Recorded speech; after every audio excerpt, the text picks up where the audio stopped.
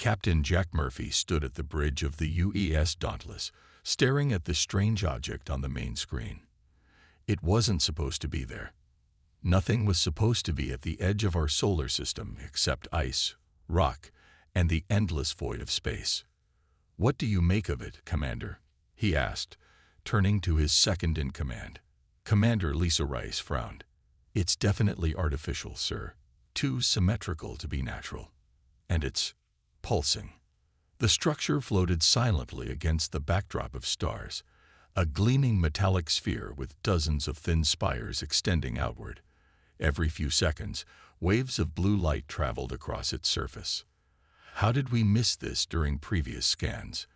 Murphy ran a hand through his short brown hair, a habit when he was thinking hard. "It wasn't here 6 months ago," said Officer Ben Collins from the science station. "Or it was cloaked. The energy signature is unlike anything in our database." Murphy made his decision quickly. "Take us closer, but maintain defensive posture. Alert Earth Command about our discovery." As the Dauntless approached, the alien structure began emitting strange signals. Collins worked frantically at his console. "They're scanning us, sir. Extremely detailed scans." "There." His voice faltered. "They're accessing our computer systems somehow." Before Murphy could respond, the main screen flickered. A figure appeared, vaguely humanoid, but with gray skin that seemed to shift like liquid metal. Its eyes were large, completely black, and without pupils. "Humans," the figure said, its voice oddly flat. "You have violated Containment Protocol 7239. Return to your designated space immediately." Murphy straightened his shoulders. "This is Captain Jack Murphy of the United Earth ship Dauntless. We are in our own solar system. Identify yourself." The alien tilted its head at an unnatural angle. "We are the collective. We have been observing your species for 73 of your years. You were not to discover our presence for another decade, after proper preparation for contact." "Preparation?" Murphy asked. "Your species is dangerously unpredictable. You require modification before joining galactic society." Murphy exchanged alarmed glances with Reyes. "What kind of modification?" "Behavioral and genetic adjustment to remove aggressive tendencies and limit creative problem-solving. These traits cause instability." The bridge fell silent. Murphy felt a chill run down his spine. "We reject any modification. We have the right to determine our own fate." The alien's expression didn't change. "Rejection is not permitted. Quarantine protocols are now in effect. Your vessel will be escorted back to Earth. Your leaders will be contacted. Resistance is inadvisable." 6 smaller crafts suddenly appeared around the Dauntless, seemingly out of nowhere. Murphy lowered his voice. "Collins, do we still have control of our systems?" "Barely, sir. They've locked onto our navigation." "Engine room," Murphy called over the comm. "How fast can you give me an emergency warp jump?" 30 seconds if we bypass safety protocols," came the response from Chief Engineer Nicole Davis. Murphy nodded grimly. "Do it. All hands, prepare for emergency jump." The alien on screen spoke again. "Your primitive vessel cannot escape. Accept escort." "We'll consider your offer," Murphy replied smoothly. "Allow us to confer among ourselves."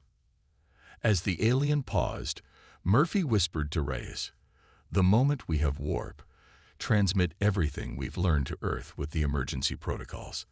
They need to know what we're facing." The ship's engine began to hum louder. "Captain," the alien said, its voice taking on a warning tone, "your power signature's air." "Now," Murphy shouted. The Dauntless lurched violently as it jumped to warp, breaking free of the alien ships. Stars stretched into lines on the view screen. "Did the transmission get through?" Murphy asked urgently. Reyes nodded. "Complete data package sent. Earth knows we're not alone, and they know the aliens' intentions."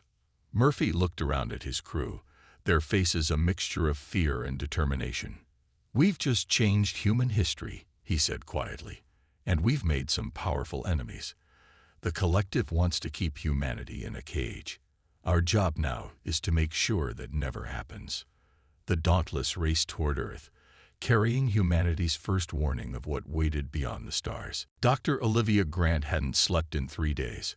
Her lab deep under the Rocky Mountains buzzed with activity as scientists and engineers worked around the clock.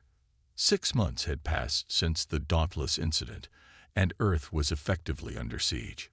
"Try the new mixture," she told her assistant, Pete Rand. "If we can stabilize the reaction, we might have our answer."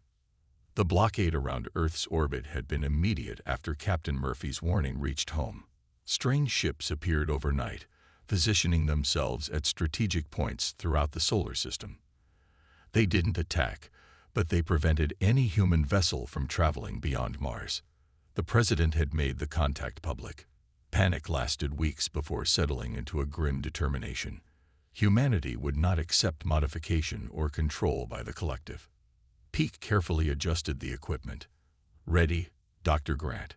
Olivia nodded and initiated the sequence. The chamber in the center of the lab glowed blue, then purple, before stabilizing into a brilliant white light that seemed to bend the air around it. "Power consumption is 1/3 of previous tests," Pete said, excitement creeping into his voice. "It's working." Olivia allowed herself a small smile. "If these readings hold, we've just created an engine that can outrun anything the collective has shown us." The lab doors slid open. Admiral Frank Palmer walked in, his uniform crisp despite the late hour. "Please tell me that's what I think it is." "It is," Olivia confirmed. "The folded space drive works. It doesn't use traditional warp mechanics, so their blockade technology won't detect or stop it." Palmer's weathered face showed rare excitement. "How soon can we install it on a ship?" 2 weeks for a prototype. A month for fleet deployment." Palmer nodded. "Good, because we're running out of time." He activated a display on the wall. "This is our current situation." The screen showed the solar system with red dots indicating collective positions. "They're building something near Jupiter. Our intelligence suggests it's a larger facility for their modification program." "How did we get this intelligence?" Olivia asked. "Lieutenant Kate Simmons." Palmer brought up an image of a young woman with short blonde hair.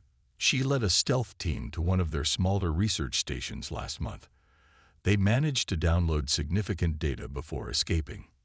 "What did they learn?" Pete asked. "The collective consists of 17 species, all genetically and socially engineered to fit specific roles. They believe humanity's adaptability and problem-solving abilities are dangerous because we don't follow predictable patterns." Palmer's expression hardened. "They've done this before to other species. Modification is just a polite word for what they really do." Olivia felt cold. "Which is?" "They remove what makes a species unique. Creative thinking, independent action. They turn them into drones." The room fell silent as the implications sank in. "But there's hope," Palmer continued. "Simmons discovered that several subjugated species secretly admire humans. They've been watching our broadcasts for decades. Our literature, our films, our music. They see something in us worth preserving." "So what's your plan, Admiral?" Olivia asked. Palmer smiled grimly. "I've been assembling a fleet in the asteroid belt, hidden from collective sensors. With your new drive, we can finally make our move." He looked at each person in the room. "The collective expects us to either surrender or fight conventionally. They don't expect us to do the impossible. And that's exactly what we're going to do," Olivia said with determination. "Exactly," Palmer nodded. "Our first mission is to break through the blockade and make contact with potential allies. Captain Samuel Hayes will command our first ship equipped with your drive." "When do we start?" Pete asked. Palmer checked his watch. "The materials for your drive are already being loaded onto trucks. You leave for the asteroid belt in 3 hours." Olivia looked at her team, seeing the same resolve on every face. Humanity wouldn't just survive this challenge. They would prove exactly why the collective was right to fear them. The UES Defiant slipped between stars like a ghost. Captain Samuel Hayes watched the view screen as Earth's solar system vanished behind them. The folded space drive hummed softly, leaving no trace for collective sensors to detect. "We've cleared the blockade, Captain," reported Officer Mia Nelson from the navigation station. "No signs of pursuit." Hayes nodded, though tension still lined his face. "Maintain course to the coordinates from Lieutenant Simmons' data. Let's see if these Viridians are as friendly as we hope." The Defiant was humanity's first real hope, a sleek vessel designed for speed and stealth, carrying Earth's best technology and a crew chosen for their adaptability. Their mission: find allies among the stars. 3 days later, they approached a small rocky planet orbiting a red dwarf star. According to Simmons' intelligence, this world housed a mining colony of Viridians who secretly opposed collective rule. "Detecting artificial structures on the surface," said Nelson, "and a small ship approaching from the dark side of the planet." Hayes straightened in his chair. "Defensive posture, but keep weapons powered down. Let's not make a bad first impression." The alien vessel was angular, with odd protrusions that seemed to serve no obvious purpose. It approached cautiously, then matched the Defiant's orbit. "We're receiving a transmission," said Communications Officer Will Porter. "Audio only." "Put it through," Hayes ordered. A raspy voice filled the bridge. "Unknown vessel.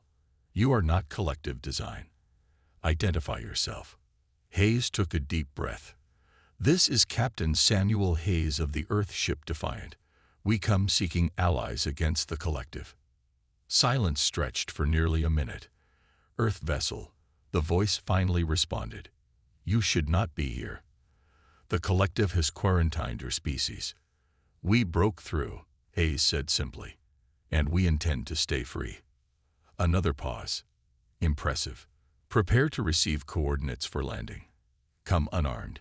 Any deception will result in immediate destruction." 6 hours later, Hayes led a small team into an underground chamber on the planet's surface. The air smelled of minerals and something like cinnamon. They were met by tall, slender beings with iridescent blue skin and 4 arms. Their eyes, 3 per face, blinked independently. One stepped forward. "I am Zexor, leader of this outpost. You have taken a great risk coming here." "Sometimes risk is necessary," Hayes replied. "The collective plans to alter humanity fundamentally. We refuse to let that happen." Zexor studied Hayes closely. "My people were among the first, the collective modified. We were once explorers and inventors. Now most Viridians are miners and technicians, bred specifically for these roles. Only a few of us remember what we once were." "You're fighting them?" asked Mia Nelson. "We are, resisting quietly," Zexor corrected. "The collective is powerful beyond your understanding. They control thousands of worlds." Hayes remained undaunted. "Then why are they so afraid of Earth? We've barely left our solar system."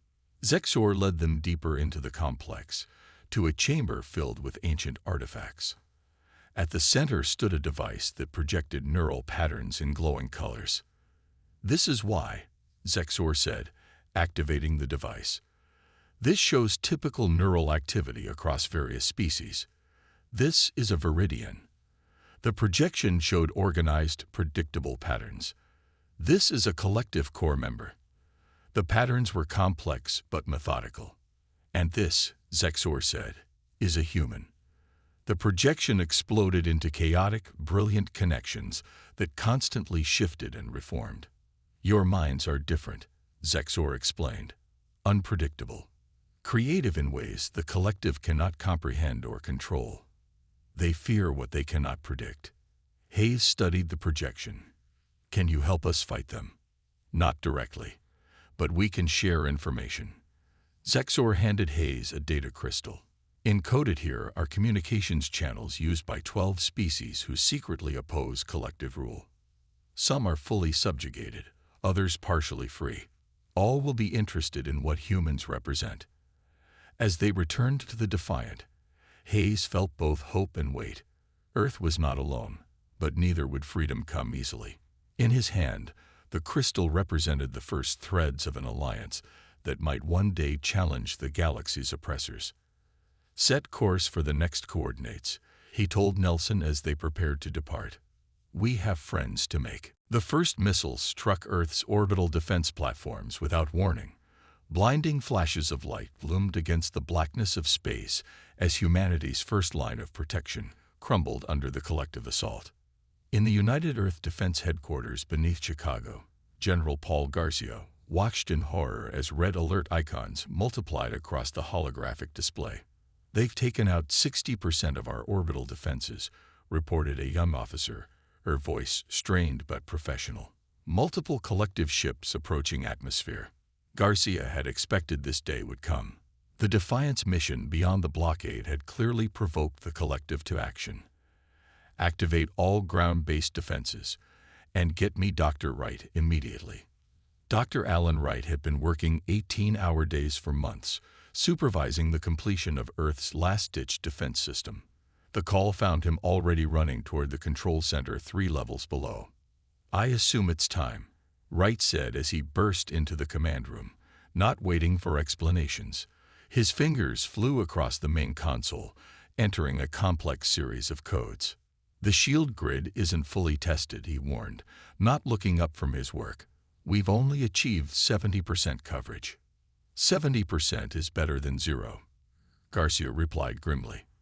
"How long until activation?" 4 minutes to power up. Another 3 to establish full coverage of what we've completed."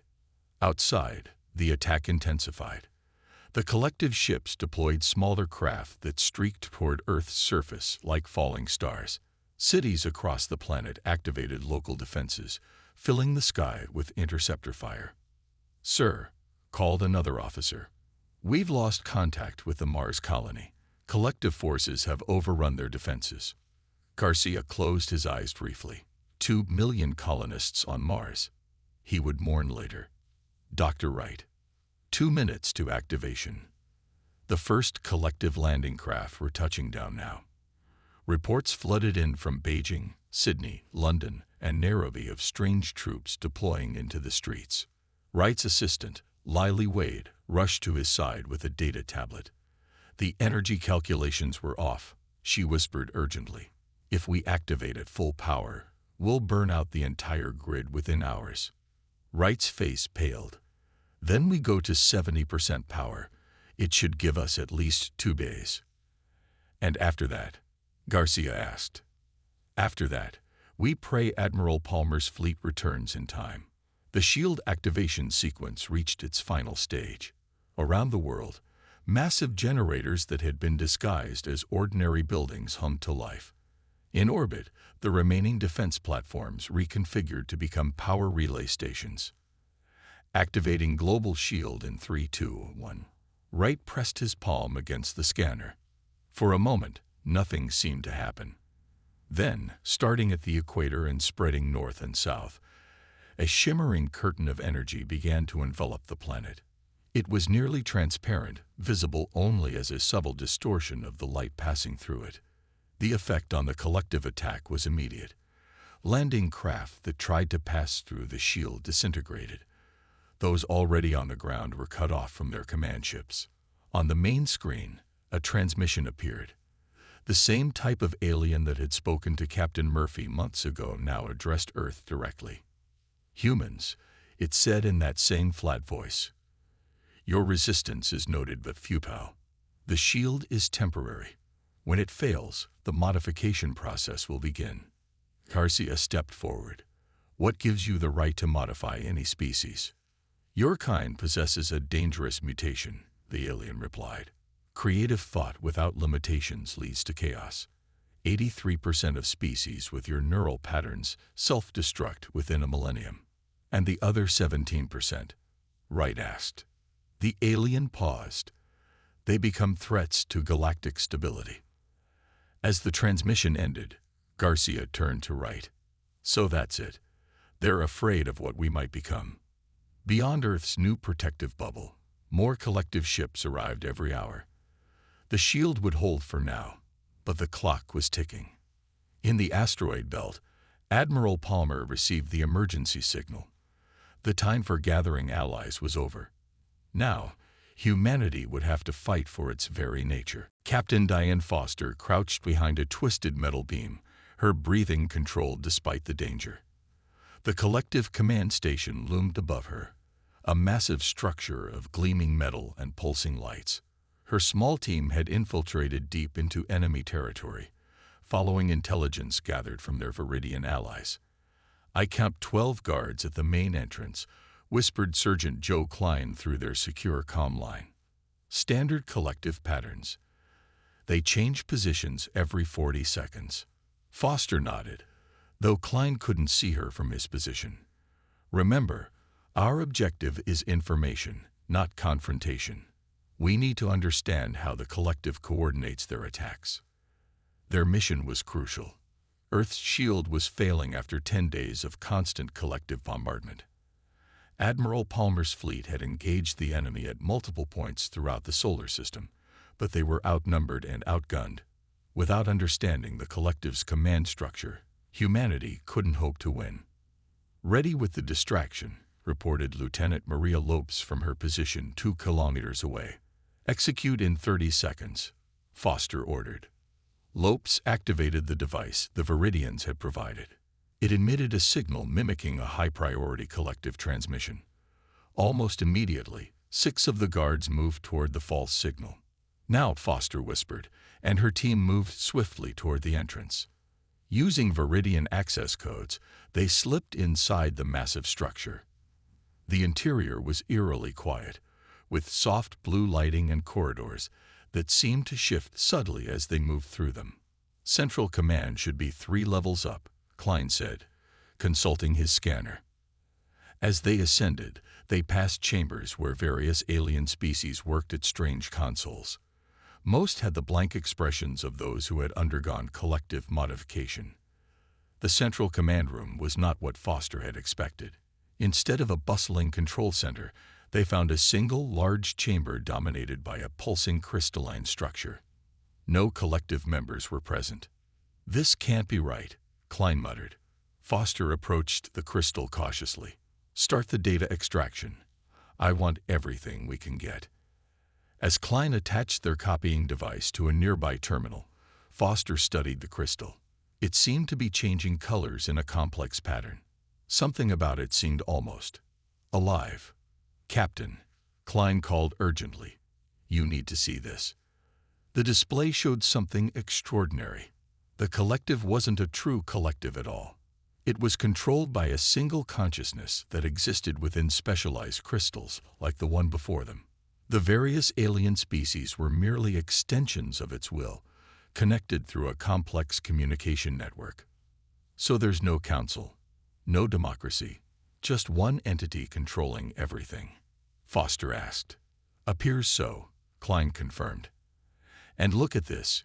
If these readings are correct, it communicates with other command crystals through quantum entanglement. Instantaneous communication across any distance." Foster's mind raced. That's how they coordinate their attacks so perfectly. At that moment, their comm units crackled to life with an incoming transmission from Lieutenant Greg Wilson, who had been working with Earth's Defense Forces. "Captain Foster, if you're receiving this, we found a way to disrupt collective communications. We can create a quantum interference field that blocks their coordination for short periods. Testing shows a 90-second window before they adapt." Foster looked at Klein, then at the crystal pulsing before them. "Send us the specifications immediately. We may have found their Achilles heel." As Klein finished downloading the collective data, Foster planted special charges around the command crystal, not to destroy it, but to attach quantum disruptors based on Wilson's design. They escaped just as alarms began to sound, making it back to their ship as collective forces converged on the station. In orbit around Jupiter, Admiral Palmer received Foster's transmission with the first real hope since the invasion began. With this new understanding of the collective structure and a way to disrupt their perfect coordination, humanity finally had a fighting chance. The next day, Palmer's forces liberated a small colony on one of Saturn's moons. The day after, they freed a Viridian mining outpost near Uranus. Each victory came by using the 90-second disruption window to maximum advantage. Back on Earth, Dr. Olivia Grant and Captain Hayes worked feverishly to develop what they call the Unstoppable Protocol, humanity's final response if all else failed. The conference room aboard the UES Alliance hummed with tension. 7 different alien species sat around the circular table, their physical differences stark but united by a common purpose. Admiral Frank Palmer stood at the head of the table, his weathered face showing the strain of 3 weeks of continuous battle. The coalition now includes representatives from 7 species, he announced. Viridians, Tellurites, Novan, Kyr, Solari, Baxtri, and humans. For the first time, the collective faces organized resistance. Zexor, the Viridian leader, tapped a long blue finger against the table. Our intelligence confirms what Captain Foster discovered. The collective is not truly a collective, but a single consciousness controlling billions through neural modification. The holographic display in the center of the table activated, showing a galaxy map with red indicators for collective control and green for coalition forces.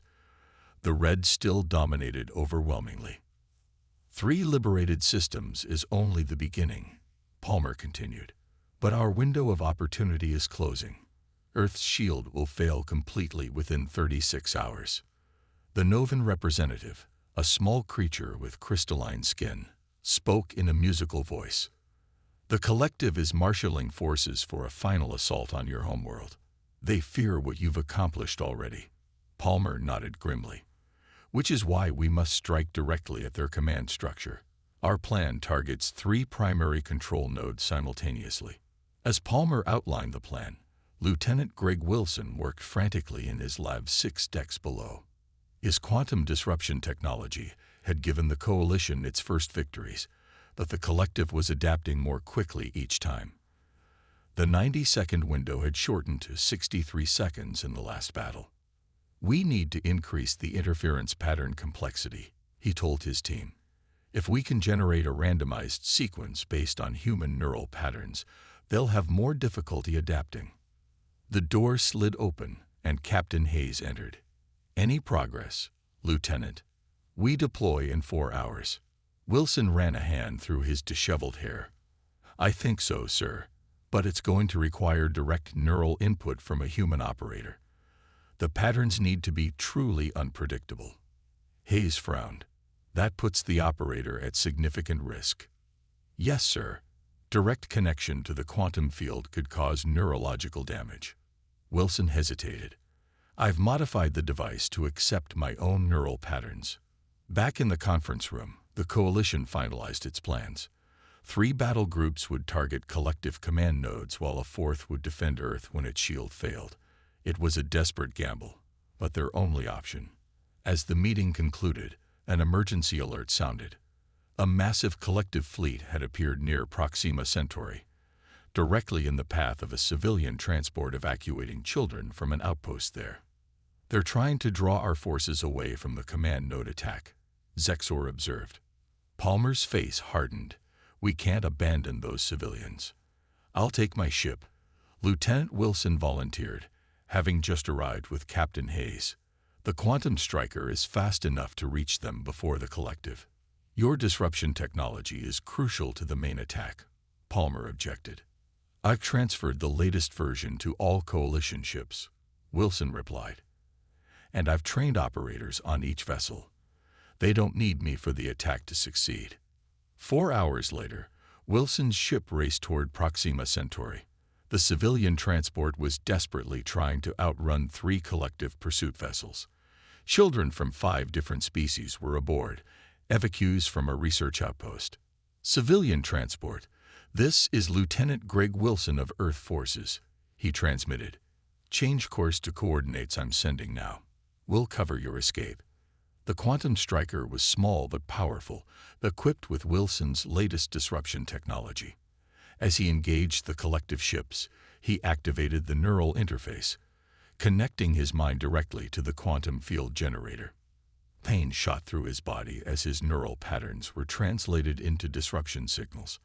The collective ships faltered, their perfect coordination suddenly broken. The transport slipped away to safety. But the collective adapted faster than expected. They focused all fire on the quantum striker, determining the source of the disruption. Wilson had time for one final message to the coalition before redirecting his failing ship directly into the lead collective vessel. The resulting explosion destroyed all 3 enemy ships. In the command center on Earth, Palmer received word of Wilson's sacrifice just as the planet's shield began to fail. The collective's second massive attack had begun. With grim determination, he gave the order to activate the unstoppable protocol. The massive collective warships broke through Earth's failing shield, their weapons charging for what they intended to be the final blow against humanity. On the ground, people watched the sky with a mixture of fear and defiance. This was the moment everything would change. In the underground command center, Dr. Olivia Grant activated the unstoppable protocol. Her hands trembled slightly as she pressed her palm against the scanner. "Protocol initiated," she said, her voice steady despite the gravity of the moment. 30 seconds to full deployment. Around the Earth, hidden installations hummed to life. The technology combined Dr. Grant's folded space drive principles with Captain Hayes' discoveries from alien artifacts.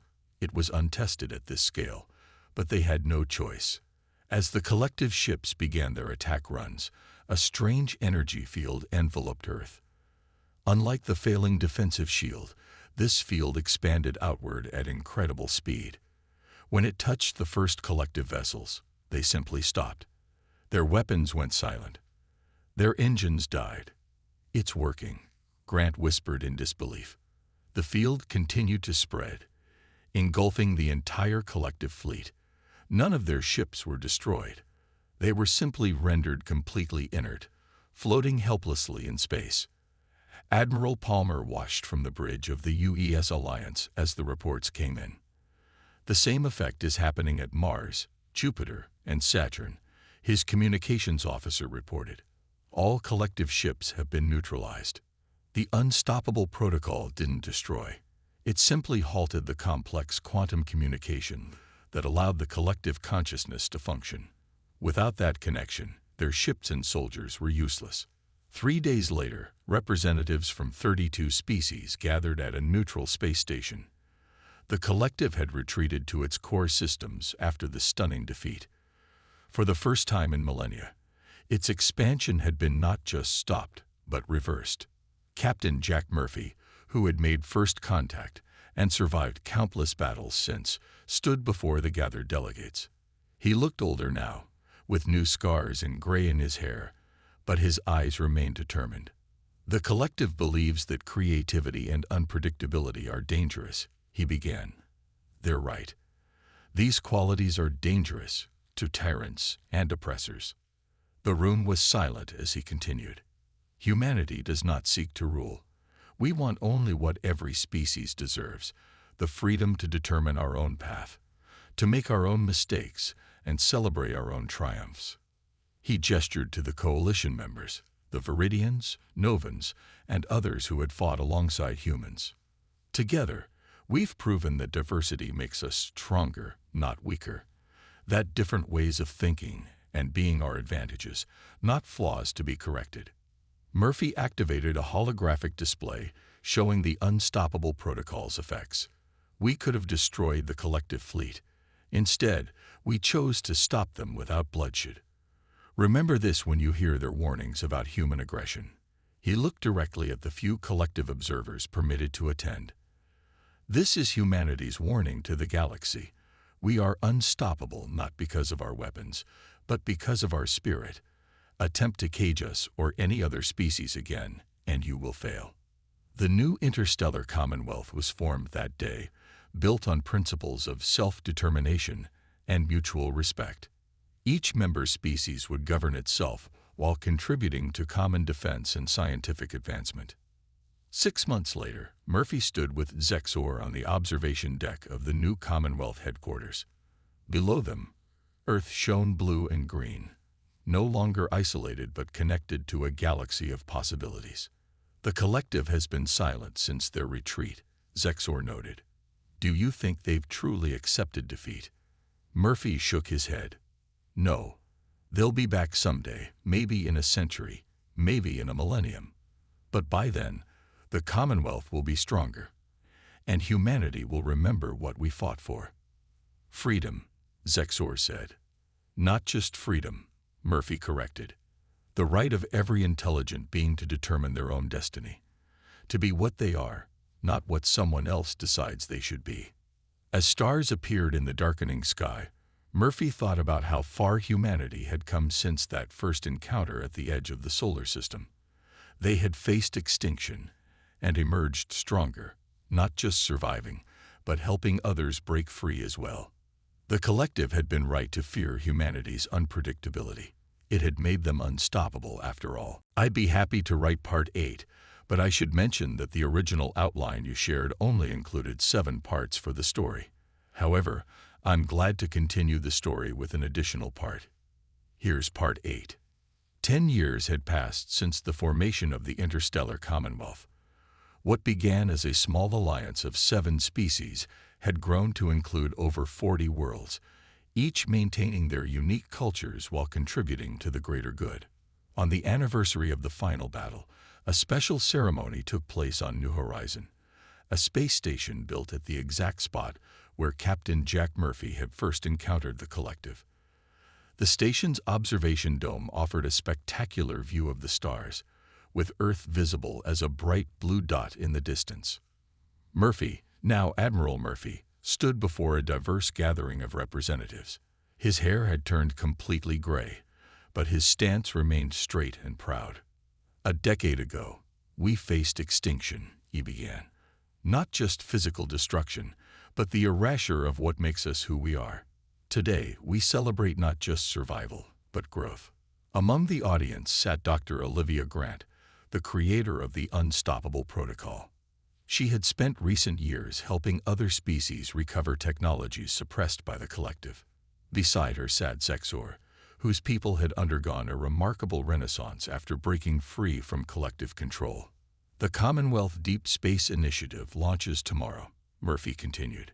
5 ships with crews from 12 different species will explore beyond our known regions of space. They carry with them not weapons of conquest, but a message of friendship. The new exploration vessels represented the best of Commonwealth technology. Unlike the aggressive expansion of the collective, these ships were designed primarily for scientific discovery and peaceful contact. After the ceremony, Murphy met privately with a small group that included Grant, Zexor, and Captain Lisa Reyes, who had served with Murphy on the original Dauntless mission. Our long-range sensors detected unusual activity at the edge of collective space, Reyes reported. They appear to be building something massive. Murphy's expression grew serious. The peace was never going to last forever. But this time, we're ready, Grant said. The Commonwealth fleet is stronger than anything humanity could have built alone, and our technology improves every day through collaboration. Zexor's 3 eyes blinked in sequence. My people's ancient records suggest the collective has existed for nearly 50,000 years. They will not easily abandon their belief in control. Then we must show them a better way, Murphy replied. Not through force, but by example. The success of the Commonwealth itself is our most powerful argument. Later that evening, Murphy stood alone at the observation dome, watching as the first of the new exploration ships departed. Its sleek design reflected the combined artistry of multiple species, beautiful in a way the utilitarian collective vessels could never match. A young officer joined him at the window. Admiral, the Council is requesting your presence. The new defense grid needs your approval. Murphy nodded. Tell them I'll be there shortly. As the officer left, Murphy thought about how much had changed. Humanity had gone from isolated and vulnerable to a cornerstone of an interstellar alliance. Children now grew up learning languages of other species alongside their own. Art, music, and ideas flowed freely between worlds. The collective had warned that human unpredictability would lead to chaos. Instead, it had led to a flowering of culture and innovation across dozens of worlds. The unstoppable quality they had feared had proven to be exactly what the galaxy needed. Murphy turned from the window with renewed determination. Whatever the collective was planning, the Commonwealth would face it together. Not as conquerors or controllers, but as allies who celebrated their differences rather than feared them. As he walked to the council chamber, Murphy passed a memorial to those who had fallen in the war, including Lieutenant Greg Wilson. Their sacrifice had purchased not just humanity's freedom, but a new beginning for countless beings across the stars. The legacy they had built was truly unstoppable.